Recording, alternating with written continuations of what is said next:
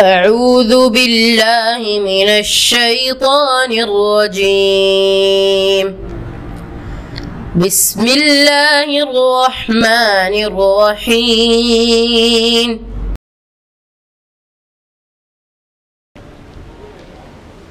اب میں دعوت خطاب دوں گا محترم جناب پروفیسر عبداللطیف انصاری صاحب کو کہ وہ تشریف لائیں اور اپنے موضوع پر اظہار خیال فرمائیں۔ موضوع ہے ریاست مدینہ کے خد و خال اور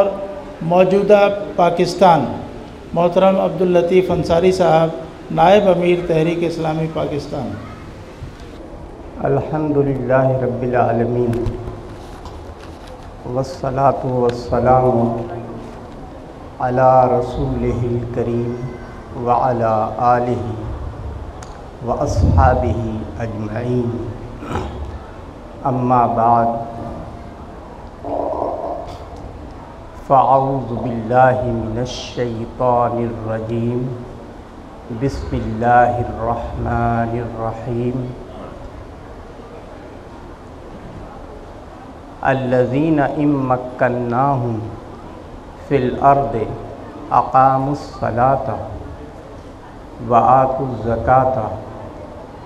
وامروا بالمعروف ونہوا عن المنکر وللہ عاقبۃ الامور۔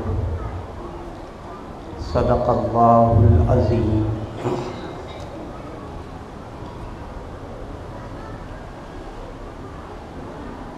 معزز حضرات و خواتین، ریاست مدینہ کے خد و خال اور موجودہ پاکستان کے عنوان سے مجھے گفتگو کرنے کی دعوت دی گئی۔ سب سے پہلے تو ہم کو یہ سمجھنا چاہیے کہ ریاست کس کو کہتے ہیں۔ ریاست ایک ایسا خطۂ زمین کہ جہاں پر کچھ لوگ آباد ہوں، بستے ہوں، اور انہوں نے اپنی زندگی گزارنے کے لیے کچھ اصول متعین کیے ہوں، جنہیں ہم آئین کہتے ہیں، دستور کہتے ہیں۔ ایک ایسا علاقہ جہاں پر رہنے والے اپنے مشترکہ مقاصد کے لیے ایک آئین کے تحت زندگی گزارتے ہیں۔ وہاں پر حکومت کا نظام ہوتا ہے، معاشرے کے دیگر جو شعبے ہیں، دائرے ہیں، ان کا ایک طریقہ کار متعین کیا جاتا ہے، اور اس خطۂ زمین کی سرحدات کو تقدس کا درجہ دیا جاتا ہے۔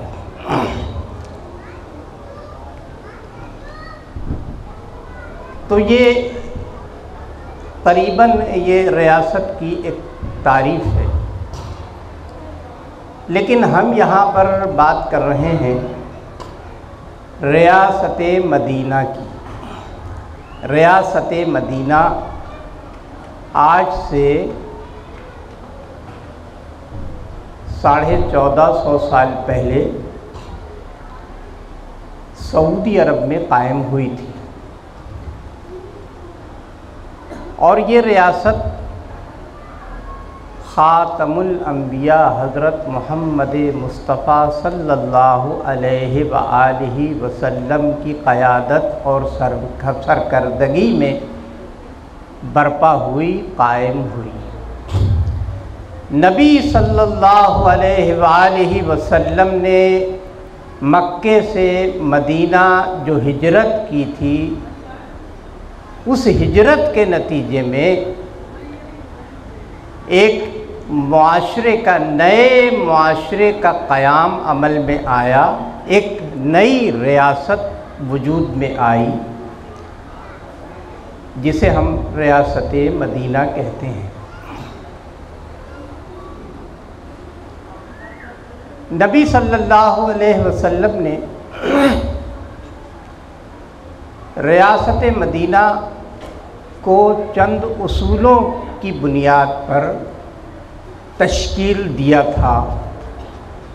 ان میں پہلا اصول تھا حاکمیت الہ،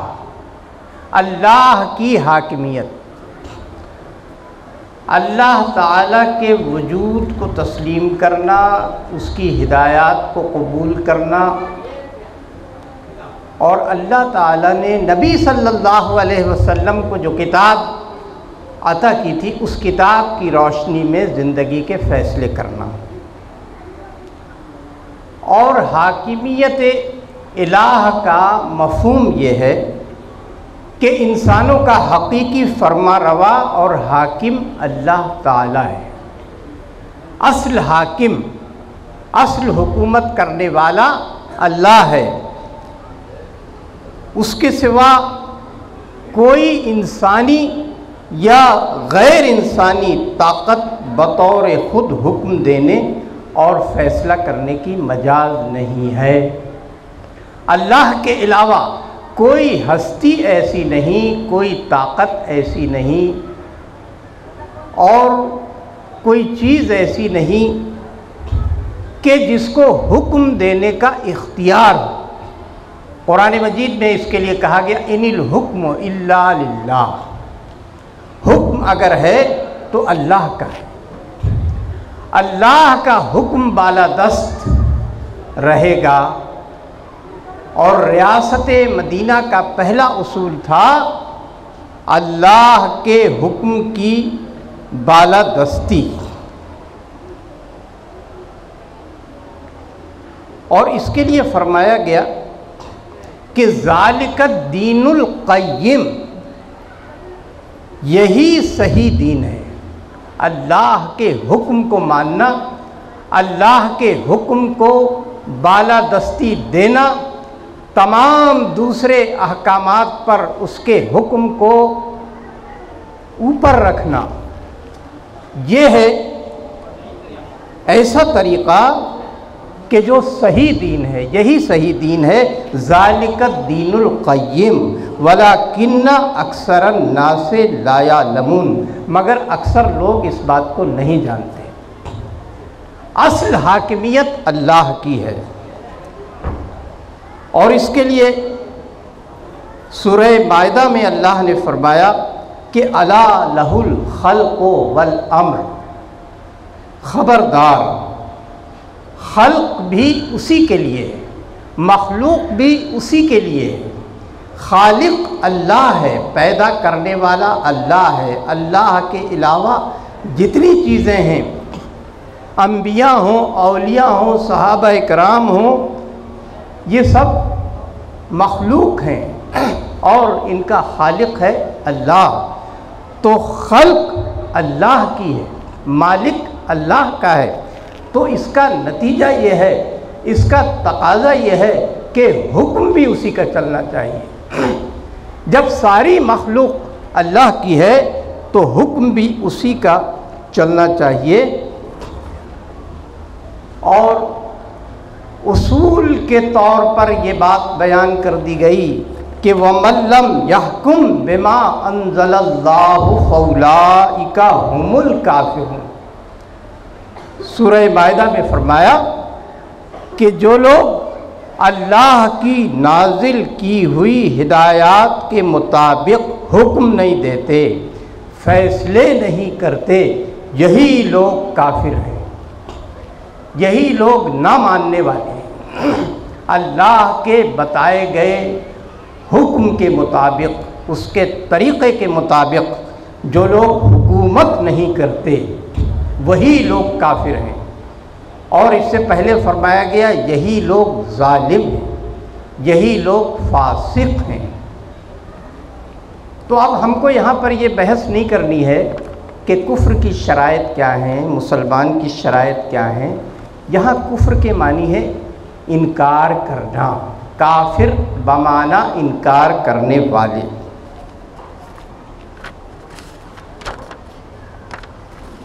تو اب اس میں دوسرا اصول تھا حاکمیت الہ کے بعد رسول اللہ صلی اللہ علیہ وسلم کی اطاعت۔ رسول اللہ صلی اللہ علیہ وسلم اللہ تعالیٰ کے نمائندہ تھے اور نمائندہ ہیں، اور اللہ کی عدالت ہیں اس دنیا میں، اور اس لیے فرمایا کہ وما آتاکم الرسول فخذوہ وما نہاکم عنہ فانتہوا، یہ رسول تم کو جو کچھ دے دیں اس کو لے لو، اور جس چیز سے منع کر دیں اس سے رک جاؤ۔ تو رسول اللہ صلی اللہ علیہ وسلم کی جو ذات ہے اس دنیا میں وہ ہے معیار حق، حق کو جاننے کی، حق کو پرکھنے کی اور حق کو پہچاننے کی کسوٹی ہے نبی صلی اللہ علیہ وسلم کی ذات۔ اور نبی صلی اللہ علیہ وسلم کے ذریعے جو کتاب ہمیں ملی قرآن مجید، یہ بھی معیار حق ہے، یعنی اللہ کی ہدایات اور نبی کی ذات، اور بحیثیت رسول، بحیثیت نبی صلی اللہ علیہ وسلم انہوں نے جو فیصلے کیے ان کو ماننا ہمارے لیے لازم ہے، اور آپ کی ذات اور آپ کی لائی ہوئی کتاب معیار حق ہے، حق کی کسوٹی ہے۔ ان کے علاوہ قرآن اور سنت کے علاوہ یا اللہ اور اس کے رسول کے علاوہ کوئی جماعت، کوئی شخصیت، کوئی امام، کوئی فقیہ، کوئی حاکم، کوئی بادشاہ، کوئی خلیفہ معیار حق نہیں ہے۔ معیار حق، حق کو جاننا، حق کو سمجھنا، حق کو پہچاننا اور حق کو ماننے کی کسوٹی اور سند صرف اللہ کی کتاب اور اس کے رسول صلی اللہ علیہ وآلہ وسلم کی سنت ہے۔ اور اس لیے فرمایا کہ فلا وربک لا یؤمنون حتی یحکمونک فیما شجر بینہم ثم لا یجدوا فی انفسہم حرجا مما قضیت ویسلموا تسلیما۔ نہیں تیرے رب کی قسم، اے نبی، اللہ تعالیٰ نے نبی صلی اللہ علیہ وسلم کو مخاطب کرتے ہوئے فرمایا، اے نبی تیرے رب کی قسم، یہ لوگ ہرگز مومن نہیں ہو سکتے جب تک کہ وہ تجھ کو اپنے باہمی اختلاف میں فیصلہ کرنے والا نہ مان لیں، تیری اتھارٹی کو تسلیم نہ کریں، اس وقت تک یہ لوگ مومن نہیں ہو سکتے۔ اور پھر جو تو فیصلہ کر دے اس پر اپنے دل میں ذرا سا بھی تنگی محسوس نہ کریں، بلکہ سر بسر تسلیم کر لیں۔ تو ایمان کا معیار ہے کہ رسول اللہ کی ہر بات کو، جس کی سند ہم کو معلوم ہو جائے، رسول اللہ کے ہر فیصلے کو، رسول اللہ صلی اللہ علیہ وسلم کے ہر فرمان کو، جس کی سند واضح ہو، جس کی سند صحت کے درجے پر ہو، اور جو مستند ہو، رسول اللہ کی ذات سے جس کا علم ہو جائے، اس کو ماننا ہمارے اوپر فرض ہے۔ تیسرا اصول جو تھا ریاست مدینہ کا، وہ تھا کہ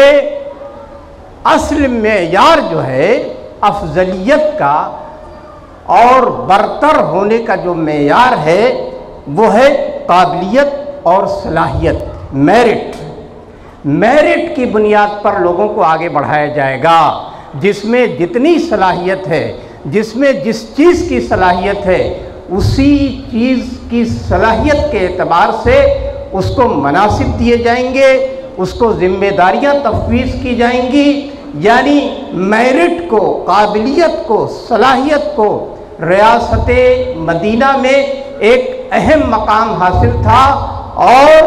اسی کی بنیاد پر لوگوں کو آگے بڑھایا جائے گا۔ اور یہ اصول قرآن مجید میں بیان کر دیا گیا کہ اِنَّ أَكْرَمَكُمْ عِنْدَ اللَّهِ أَتْقَاكُمْ، تمہارے درمیان جو اللہ سے سب سے زیادہ ڈرنے والا ہے وہی تم میں سب سے زیادہ معزز ہے، وہی تم میں سب سے زیادہ محترم ہے۔ تو تقویٰ جو ہے یہ ایک قابلیت ہے، اللہ سے ڈرنا اور اللہ کے حکم کو ماننا یہ ایک قابلیت ہے، یہ ایک صلاحیت ہے، یہ ایک معیار ہے۔ تو اسی طرح سے دوسرے تمام شعبوں کے لیے، زندگی کے دوسرے تمام دائروں کے لیے جو اس کے قابل ہو اسی کو ذمہ داری دی جائے گی۔ تو میرٹ جو ہے وہ ریاست مدینہ کا تیسرا اہم اصول ہے، اور اس کے لیے اللہ تعالیٰ نے قرآن مجید میں حکم دے دیا کہ ان اللہ یأمرکم ان تؤدوا الامانات الی اہلہا، اللہ تم کو حکم دیتا ہے کہ امانتیں اہل امانت کے حوالے کر دو۔ جو صحیح امانت دار ہے، جو امانت کو صحیح طریقے سے استعمال کر سکتا ہے، جو اپنی ذمہ داری کو صحیح طرح سے ادا کر سکتا ہے، وہ ذمہ داری اس کو تفویض کر دی جائے۔ اور اس کے علاوہ انسان کے جو حقوق متعین کیے گئے ان کو میں چند وقت کی کمی کے باعث تفصیلات میں جائے بغیر اشارات میں ان کو عرض کروں گا۔ انسان کے بنیادی حقوق کا خاص طور پر لحاظ رکھا گیا ریاست مدینہ میں، اور اس میں پہلا حق جو تھا وہ کیا تھا؟ جان کا تحفظ۔ ہر انسان کی جان محترم ہے، چاہے وہ کسی بھی قوم سے تعلق رکھتا ہو، کسی بھی علاقے سے تعلق رکھتا ہو، یہاں تک کہ کسی بھی مذہب سے تعلق رکھتا ہو، اس کی جان احترام کے لائق ہے۔ اور جان کو، انسان کی زندگی کو تحفظ فراہم کیا گیا، بغیر کسی جرم کے، بغیر کسی گناہ کے کسی کو سزا دینا یا کسی کو قتل کرنا یہ ریاست مدینہ میں ایک بہت بڑا جرم تھا۔ تو ہر انسان کی جان کو، اس کی زندگی کو تحفظ حاصل تھا۔ دوسرا جو انسانی حق ہے جس کو تسلیم کیا گیا وہ تھا ذاتی ملکیت کا تحفظ۔ کسی انسان کے پاس جو ملکیت ہے، جو اس نے اپنی حلال کمائی سے حاصل کی ہے، اس کا تحفظ کیا جائے گا۔ تیسرا حق تھا ہر انسان کی جو عزت ہے اور اس کی جو آبرو ہے اس کا تحفظ کیا جائے گا، یعنی عزت کا تحفظ۔ چوتھا حق تھا پرائیویسی کا تحفظ، نجی زندگی کا تحفظ۔ ہر انسان کو یہ حق ہے کہ اپنی چہار دیواری میں اور اپنے گھر میں جس طرح سے چاہے زندگی گزارے، اس کو اس کے نجی معاملات میں کوئی مداخلت نہیں کی جائے گی، الا یہ کہ وہ کسی ایسے کام کا ارتکاب کرے جس سے اس کو یا دوسرے انسانوں کو کوئی نقصان پہنچ سکتا ہو۔ اسی طرح سے ریاست مدینہ کا پانچواں اصول تھا کہ ظلم کے خلاف آواز اٹھانے کا حق، تنقید کا حق، اظہار رائے کا حق۔ خلیفہ پر، حاکم پر کوئی بھی شخص کھڑا ہو کر کوئی رائے دے سکتا ہے، کوئی تنقید کر سکتا ہے۔ حضور اکرم صلی اللہ علیہ وسلم نے بھی یہ اختیار دیا کہ آپ مشورہ کرتے تھے، آپ جو فیصلہ کر لیا کرتے تھے یا آپ کی جو رائے ہوتی تھی بحیثیت محمد ابن عبداللہ کے، نبی صلی اللہ علیہ وسلم اپنی رائے کو بھی صحابہ اکرام کے مشورے سے تبدیل کر لیا کرتے تھے۔ اس کی بہت سی مثالیں ہیں۔ تو رائے دینے کا حق، اظہار رائے کا حق یا تنقید کرنے کا حق، یہ ریاست مدینہ کا ایک اہم اصول تھا۔ اور اس کے لیے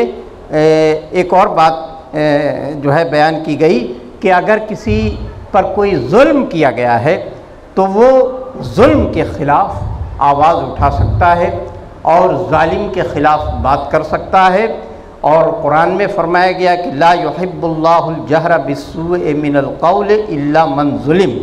اللہ برائی پر زبان کھولنا پسند نہیں کرتا مگر یہ کہ کسی پر ظلم ہوا ہو۔ اگر کسی پر ظلم ہوا ہے تو وہ اپنے اوپر کیے ہوئے ظلم کو بیان کر سکتا ہے، ظالم کی نشاندہی کر سکتا ہے۔ اور چھٹا حق جو تھا وہ تھا امر بالمعروف اور نہی عن المنکر کا حق، یعنی کہ اچھی بات کو پھیلانا، دین کی تبلیغ کرنا، نیکیوں کی طرف بلانا یا نیکیوں کا حکم دینا اور برائی سے روکنا، برائی سے منع کرنا، اس کا بھی حق دیا گیا۔ اسی طرح ضروریات زندگی کی فراہمی کا حق، ضروریات زندگی جو انسان کے ساتھ لاحق ہیں، روٹی، کپڑا، مکان اور اس کے علاج، ضروری علاج اور اس کی تعلیم و تربیت، یہ جو انسان کی بنیادی ضروریات ہیں ان کی فراہمی کا حق دیا گیا۔ اور ریاست مدینہ میں ہر شہری کی ضروریات زندگی کا لحاظ رکھا گیا۔ اور نواں جو حق تھا وہ تھا عدل و انصاف فراہم کرنے کا حق، یعنی معاشرے کے اندر عدل کیا جائے، انصاف فراہم کیا جائے، ہر شخص کو اس کا حق دیا جائے، کسی پر اگر کوئی ظلم ہوا ہے تو اس کی تلافی کی جائے، ظالم کی سزا بتائی گئی، متعین کی گئی اور مظلوم کی داد رسی کی گئی۔ اس طرح سے ریاست مدینہ کا کام آگے بڑھا اور ریاست مدینہ نے انسان کو عدل اجتماعی فراہم کیا، سوشل جسٹس جس کو کہتے ہیں، کہ ہر انسان کو اس کا حق دیا گیا اور ہر انسان کو اظہار رائے کی آزادی دی گئی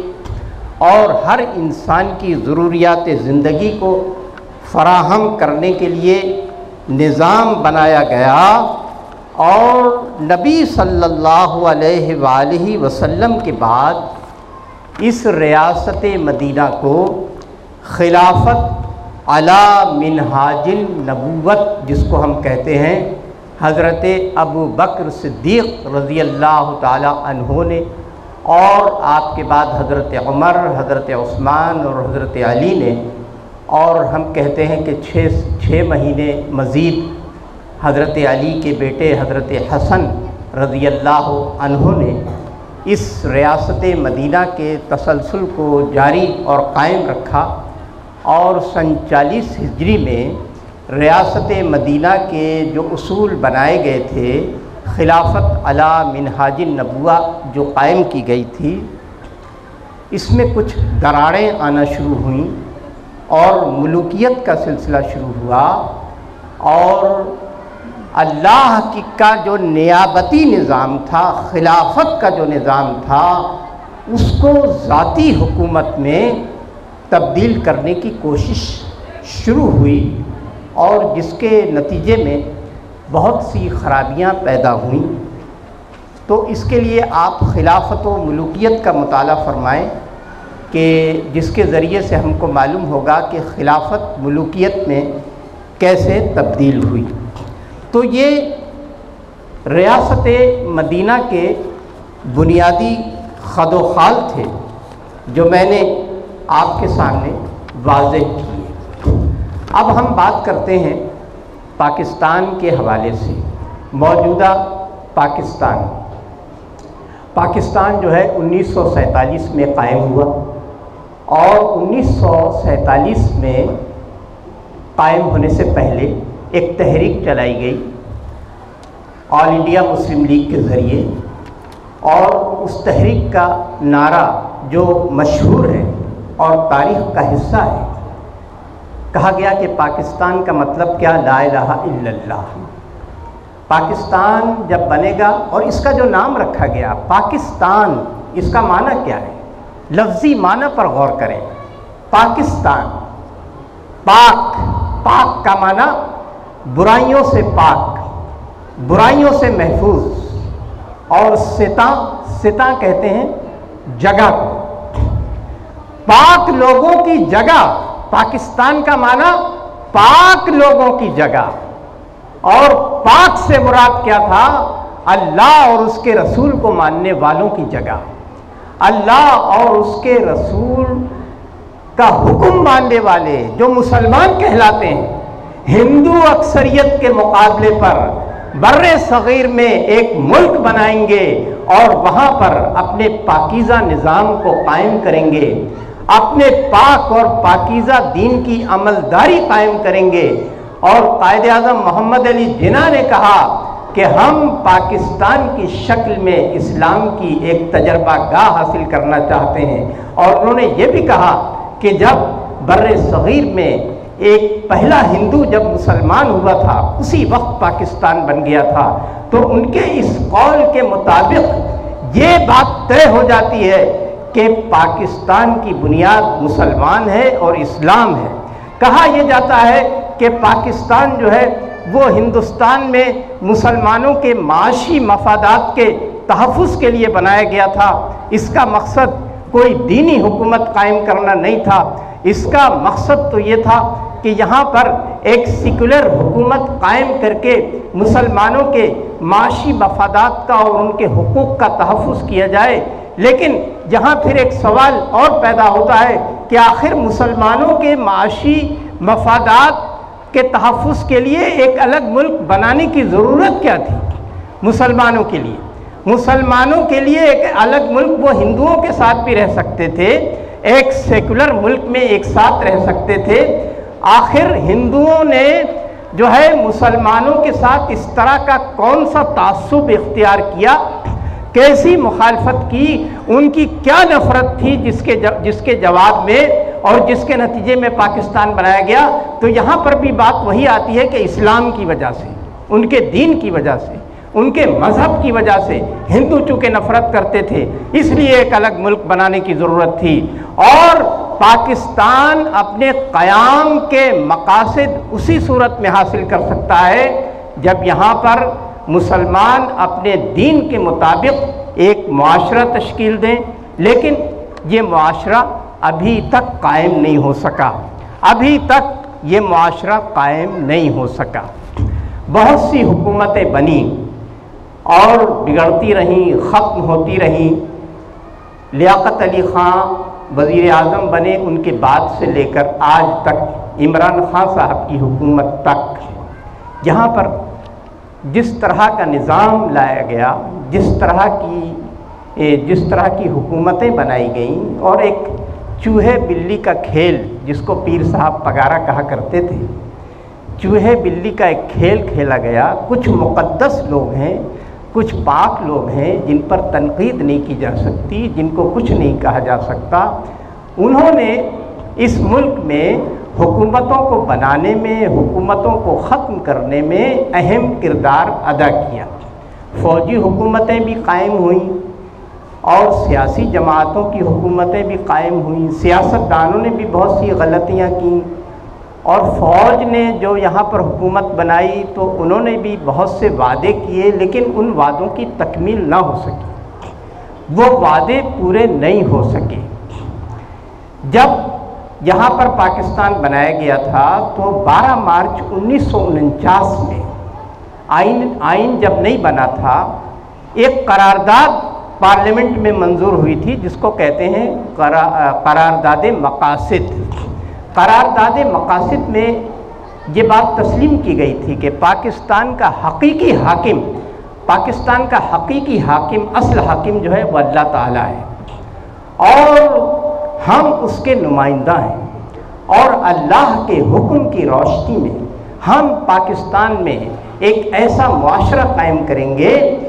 کہ جہاں پر اسلام کی عملداری قائم ہوگی اور یہاں کے باشندوں کو تمام حقوق دیے جائیں گے،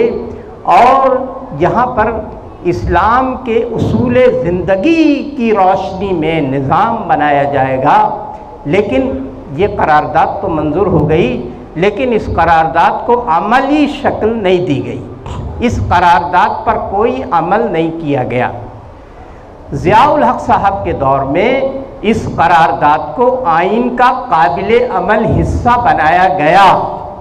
اس قرارداد کو آئین کا قابل عمل حصہ بنایا گیا ایک فوجی حکمراں کے دور میں، لیکن انہوں نے بھی جب شریعت کورٹس بنائیں تو 4 طرح کے قوانین کو شریعت کورٹس کے دائروں سے الگ رکھا۔ مالیاتی قوانین پر شریعت کورٹ کوئی بات نہیں کر سکتی، فوجی قوانین پر شریعت کورٹ کوئی بات نہیں کر سکتی، مارشل لا ایڈمنسٹریٹر کے طور پر انہوں نے جو آرڈیننسز جاری کیے تھے اس پر شریعت کورٹ کوئی بات نہیں کر سکتی۔ اسی طرح سے ایک اور اصول تھا، اس کو انہوں نے شریعت کورٹ کے دائرے سے باہر رکھا۔ انہوں نے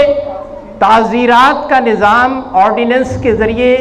جو ہے وہ قائم کیا، ایک حکم دیا کہ چور کے ہاتھ کاٹے جائیں گے اور قاتل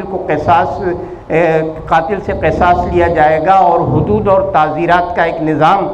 جو ہے وہ پیرلل طور پر انہوں نے جاری کیا، لیکن اس پر عمل کہیں نہیں ہوا۔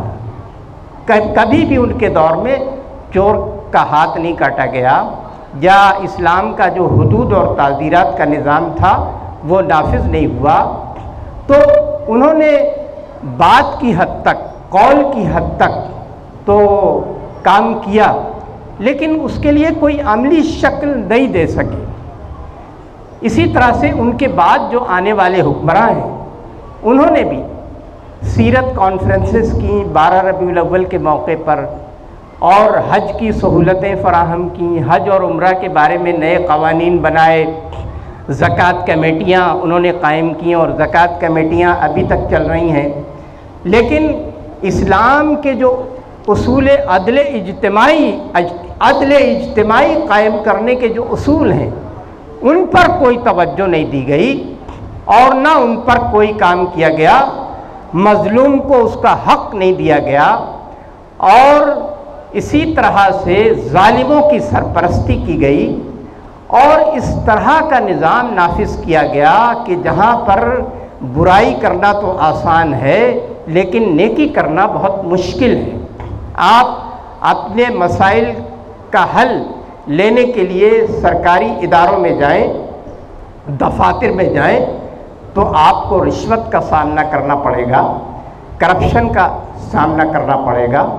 رشوت کے بغیر آپ کا جائز مسئلہ بھی حل نہیں ہو سکتا۔ تو برائی کرنا یہاں پر آسان ہے اور نیکی کرنا بہت مشکل ہے۔ کہا تو یہ گیا تھا کہ ہم یہاں پر ریاست مدینہ کی ایک شکل بنائیں گے اور پاکستان کو ریاست مدینہ کا نمونہ بنائیں گے، اور ابھی بھی یہ دعوے کیے جا رہے ہیں۔ رحمت للعالمین اتھارٹی قائم کر دی گئی ہے کہ جہاں پر سیرت کے موضوع پر تحقیق کی جائے گی اور سیرت کی روشنی میں انسانی زندگی کے مسائل کا حل معلوم کیا جائے گا۔ لیکن اسلام نے حاکم کے لیے جو فرائض بیان کیے ہیں، ایک مسلمان حکومت کے سربراہ کے لیے جو ذمہ داریاں اسلام نے متعین کی ہیں، کیا اس پر ہمارے حکمراں عمل کر رہے ہیں؟ ایک اسلامی معاشرے کو، ایک معاشرے کے اندر ظلم کے خاتمے کے لیے انہوں نے کیا مثالیں قائم کیں، کیا طریقہ اختیار کیا؟ اور آپ دیکھ رہے ہیں کہ اس وقت ملک میں مہنگائی جو ہے وہ روز افزوں بڑھتی جا رہی ہے، مہنگائی کا ایک سیلاب آ گیا ہے، اور مہنگائی جو ہے یہ ملک میں جاری معیشت کے نظام کی خرابی کا نتیجہ ہے۔ اور پاکستان میں معیشت کو درست کرنے کے لیے ہر 5 سال کے بعد منصوبے بنائے جاتے ہیں۔ سیاسی حکومت منصوبہ بناتی ہے، اس کے بعد جو دوسری حکومت آتی ہے وہ اس منصوبے کو ختم کر کے اپنا نیا منصوبہ بناتی ہے، پھر تیسری حکومت آتی ہے، وہ اس منصوبے کو ختم کر کے پھر نیا منصوبہ بناتی ہے۔ اس وجہ سے پاکستان میں معاشی طور پر استحکام پیدا نہیں ہو سکا، اور یہاں پر کوئی معاشی نظام استوار ہی نہیں ہو سکا۔ ہر حکومت اپنا نیا معاشی نظام لے کر آتی ہے۔ اس حکومت سے پہلے جو سیاسی حکومت قائم تھی اس میں جو وزیر خزانہ صاحب تھے، انہوں نے ملک کی معیشت کو درست کرنے کے لیے کچھ پالیسی اصول متعین کیے تھے، اور ان اصولوں کی روشنی میں جی ڈی پی کی شرح جو ہے گراس ڈومیسٹک جو ہے پروڈکشن ملک کے اندر جو ترقی کی شرح تھی وہ 5% تک پہنچ رہی تھی، لیکن اب جو حکومت آئی ہے وہ اس جی ڈی پی کو 3% تک لے کر آ گئی، اور دعوے یہ کیے گئے تھے کہ ہم ایک ایسے ماہر معیشت کو معیشت کے نظام کا ذمہ دار بنائیں گے کہ جو بڑی تنخواہیں اٹھاتا ہے اور معیشت کا بڑا ماہر ہے اور MBA ہے اور لاکھوں روپے تو اس کو تنخواہ ملتی ہے، اور پورا ملک ہم اس کے حوالے معیشت کا نظام اس کے حوالے کریں گے، اور چند مہینوں کے اندر معاشی نظام میں انقلاب آ جائے گا، اور 1 کروڑ افراد جو ہے ان کو نوکریاں دی جائیں گی، 10 لاکھ لوگوں کو گھر بنا کر دیے جائیں گے۔ لیکن انہوں نے تو معیشت کا بھٹا بٹا دیا، اور ان کو کہا گیا کہ آپ وزارت خزانہ کو چھوڑ دیں اور باہر سے ایک آدمی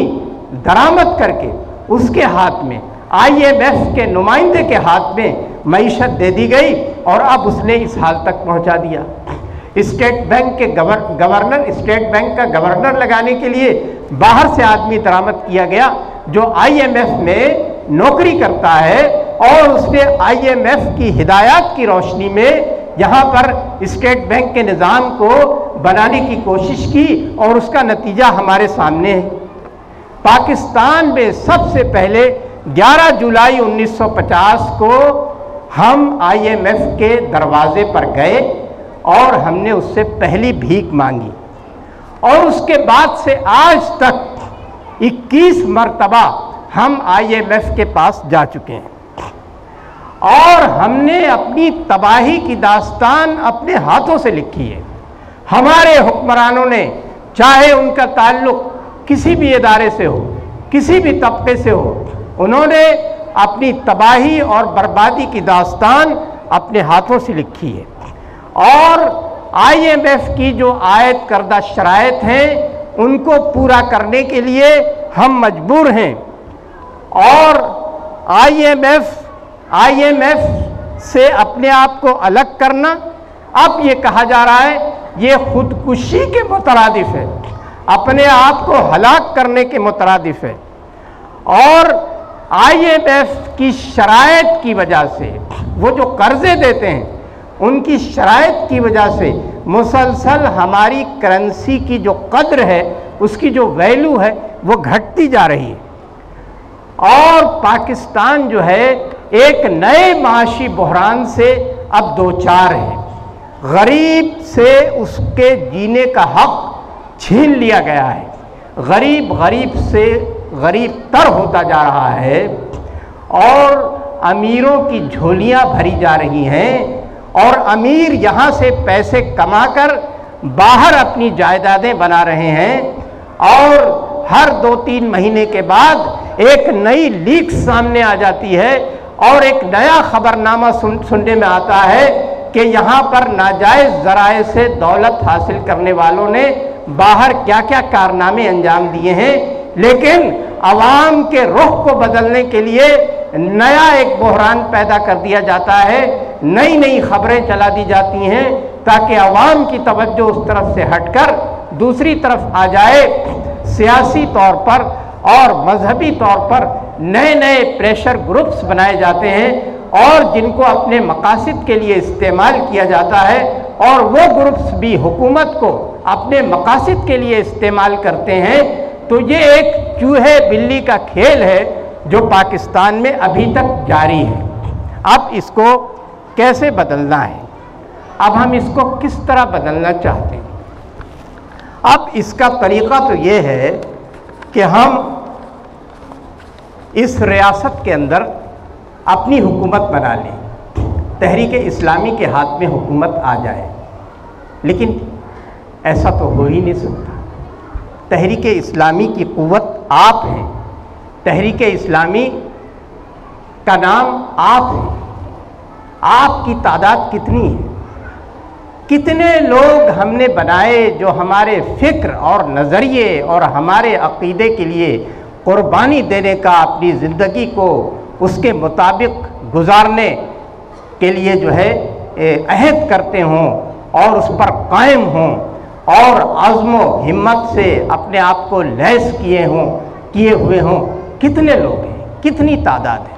مولانا مودودی صاحب رحمۃ اللہ علیہ نے آج سے 80 سال پہلے 1941 میں یہ کام شروع کیا،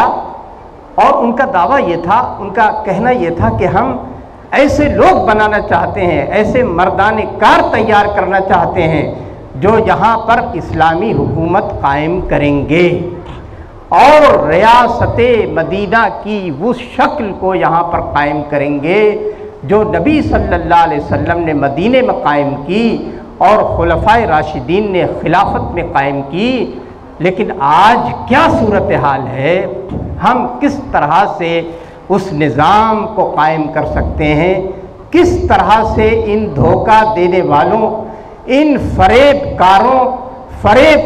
حکمرانوں کا مقابلہ کر سکتے ہیں، یہ ہمارے سوچنے کا مقام ہے۔ میں 2 منٹ میں مولانا مودودی صاحب نے جو طریقہ کار بتایا تھا اس کو واضح کر کے اپنی گفتگو ختم کروں گا۔ مولانا مودودی صاحب سے یہ سوال کیا گیا، اور یہ سوال جواب جو ہے یہ اسلامی ریاست مولانا مودودی کی کتاب ہے، اس کے صفحہ نمبر 720 پر موجود ہے، اور یہ اسلامک پبلیکیشن نے یہ کتاب شائع کی ہے۔ فرماتے ہیں کہ واضح طور پر سمجھ لیجئے کہ یہاں اسلامی نظام کا قیام صرف 2 طریقوں سے ممکن ہے۔ ایک یہ کہ جن لوگوں کے ہاتھوں میں اس وقت زمام کار ہے، حکومت کا نظام ہے، وہ اسلام کے معاملے میں اتنے مخلص اور اپنے ان وعدوں کے بارے میں جو انہوں نے اپنی قوم سے کیے ہوں اتنے صادق ہوں کہ اسلامی حکومت قائم کرنے کی جو اہلیت ان کے اندر مفقود ہے یعنی نہیں ہے، اسے خود محسوس کریں اور ایمانداری کے ساتھ یہ مان لیں کہ پاکستان حاصل کرنے کے بعد ان کا کام ختم ہو گیا ہے، اور یہ کہ اب یہاں اسلامی نظام تعمیر کرنا ان لوگوں کا کام ہے جو اس کے اہل ہوں۔ ایک تو طریقہ یہ ہے کہ یہاں پر جو لوگ حکومت کر رہے ہیں یہ ہٹ جائیں اور ان لوگوں کو اقتدار دے دیں جو اسلام کو سمجھتے ہوں اور اسلام کو یہاں پر غالب کرنا چاہتے ہوں۔ دوسرا طریقہ کیا ہے کہ دوسرا طریقہ یہ ہے کہ معاشرے کو جڑ سے ٹھیک کرنے کی کوشش کی جائے، معاشرے کو جڑ سے ٹھیک کرنے کی کوشش کی جائے، ایک ایک آدمی تک پہنچا جائے، ایک ایک مسلمان کو سمجھایا جائے کہ اسلام کے تقاضوں کو سمجھو، اسلام کے فرائض کو سمجھو، اسلام کی ذمہ داریوں کو سمجھو اور عمل کرنے کے لیے تیار ہو جاؤ۔ یعنی معاشرے کی تعمیر، نئے معاشرے کی تربیت، ایک ایک آدمی تک پہنچنا یعنی جڑ تک پہنچا جائے، اور ایک عمومی تحریک اصلاح کے ذریعے سے اس میں خاص شعور اور ارادے کو بتدریج آہستہ آہستہ اس حد تک نشو و نما دیا جائے کہ جب وہ اپنی پختگی کو پہنچے تو خود بخود اس سے ایک مکمل اسلامی نظام وجود میں آ جائے۔ یعنی معاشرے کی اس حد تک تربیت کر دی جائے کہ معاشرہ خود زور کر کے ایک اسلامی حکومت کو قائم کرنے کے لیے کھڑا ہو جائے۔ ہم اس وقت پہلے طریقے کو آزما رہے ہیں۔ مولانا مودودی صاحب نے یہ بات 1959 میں کہی تھی، 59 میں کہی تھی، اور کہہ رہے ہیں کہ ہم اس وقت پہلے طریقے کو آزما رہے ہیں۔ اگر اس میں ہم کامیاب ہو گئے تو اس کے معنی یہ ہوں گے کہ پاکستان کے قیام کے لیے ہماری قوم نے جو جد و جہد کی تھی وہ لا حاصل نہ تھی، بلکہ اسی کی بدولت اسلامی نظام کے نصب العین تک پہنچنے کے لیے ایک سہل ترین اور قریب ترین راستہ ہمارے ہاتھ آ گیا۔ لیکن اگر خدا نخواستہ ہم کو اس میں ناکامی ہو گئی، یعنی ہم حکومتوں کو بدلنے میں ناکام ہو گئے، حکومتوں کو ہٹانے میں ہم ناکام ہو گئے، تو اس ملک میں ایک غیر اسلامی ریاست عملاً قائم کر دی گئی، تو یہ مسلمانوں کی ان تمام محنتوں اور قربانیوں کا سری ضیاع ہوگا جو قیام پاکستان کی راہ میں انہوں نے دی، اور اس کے معنی یہ ہوں گے کہ ہم پاکستان بننے کے بعد بھی اسلامی نقطۂ نظر سے اسی مقام پر ہیں جہاں پہلے تھے۔ اس صورت میں اس کو توجہ سے سننے کی ضرورت ہے۔ کہتے ہیں اس صورت میں ہم پھر دوسرے طریقے پر کام شروع کر دیں گے جس طرح پاکستان بننے سے پہلے کر رہے تھے۔ یعنی پاکستان بننے سے پہلے معاشرے کو جڑ سے ٹھیک کرنے کی کوشش کر رہے تھے، اسلام کی تبلیغ کو، اس کی دعوت کو عام کر رہے تھے، اور باعمل مسلمان بنانے کی اور بننے کی کوشش کر رہے تھے۔ اسی کام کو ہم دوبارہ شروع کریں گے اگر ہم حکومت کو بدل نہ سکے۔ تو آج